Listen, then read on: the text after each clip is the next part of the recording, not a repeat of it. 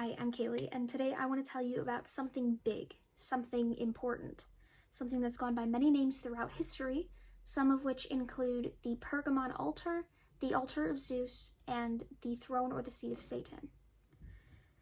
This structure was created during the Hellenistic period Greece, during the rule of King Menes II, who ruled from about 197 BC to 156 BC. Scholars assume that this was not only created as an altar to Zeus, but as sort of a victory monument to commemorate their victory over the Gauls.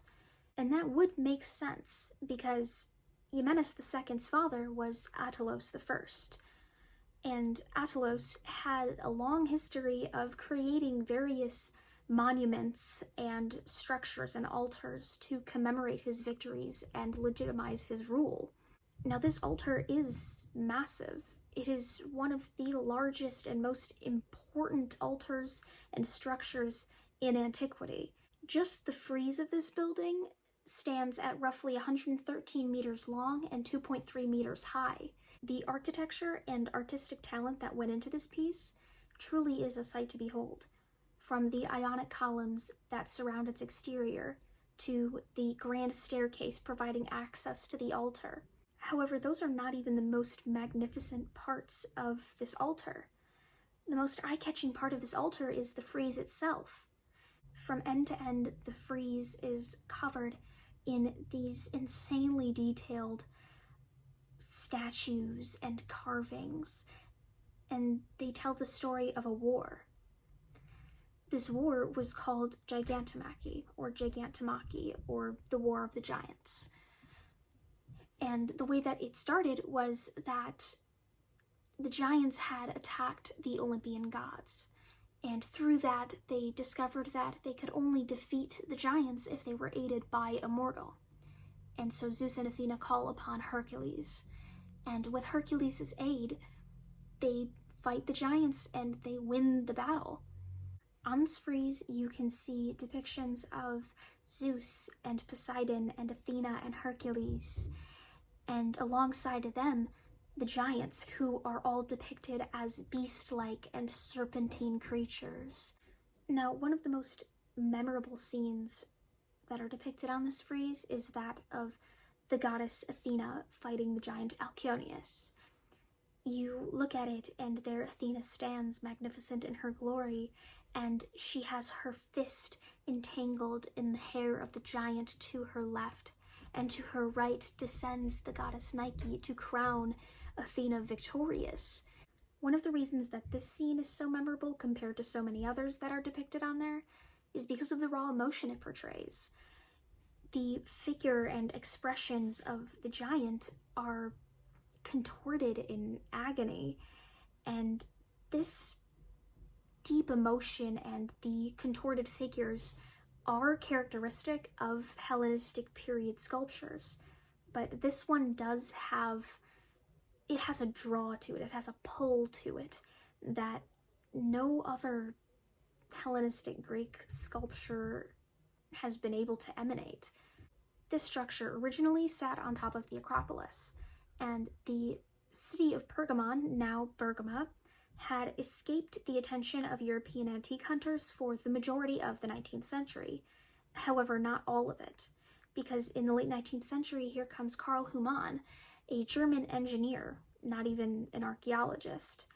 But in spite of this, Humann's methods of excavation aren't very different from many other archaeological excavators of his time, and that includes excavators like Schliemann. And the reason that they are so similar is mostly because of their almost violent methods of excavation. Him and Schliemann both shared this characteristic of getting what they wanted and leaving. And through that, occasionally using dynamite. In spite of these unorthodox methods, Humann had actually boasted of having rescued the frieze from local peasants whom he said would have otherwise burnt the marble in their lime kilns, which was actually a common excuse among 19th century plunderers. And maybe it was because of the occasional use of dynamite But Human was an efficient worker, to say the least. He had the majority of the slabs excavated within just 7 months, and then they were transported by ox cart and train and various other transportation methods and reached Berlin within just under 2 months. And it's almost like it was never meant to happen, because shortly after, the Ottomans had introduced some very strict new export regulations on antiquities. The Germans barely got away with it, but they did, and now it resides in a museum in Berlin. People believed, and still do believe, that this altar has great power, and that depiction of power is exactly the type of power that Nazi Germany was actually looking for. This altar was used as an instrument for the majority of World War II, and entirely by Nazi Germany. The Nazi regime had a very peaceful, a very cooperative facade, and that altar was no doubt used as a part of this facade. After Hitler's accession to power, this altar was used as an instrument almost to demonstrate that German culture was the top of the food chain. And this altar was used as an influential tool. For instance, they used it to influence the International Olympic Committee before the Olympic Games of 1936. Dinner was held in front of the altar. In fact, this altar had so much influence over Germany that the stand that Hitler gave all of his speeches was made to resemble this altar. But now that World War II is over, and now that Germany isn't using this as a tool, what is it doing? Other than sitting in a museum under yellow fluorescent lights when people are practically begging for this thing to be returned to its original place. The people of current-day Bergamo have been practically begging for the altar of Zeus to be returned to its place of origin for years. They have done advertisements on the sides of buses and on bottles of olive oil, but it's almost like nothing seems to work to get this place back to where it started. Some do believe that the altar will make its way back to Pergama this year.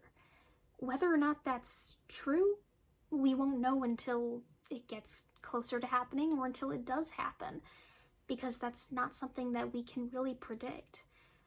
But we can hope that someday the altar of Zeus will return back to its place of origin. Thank you.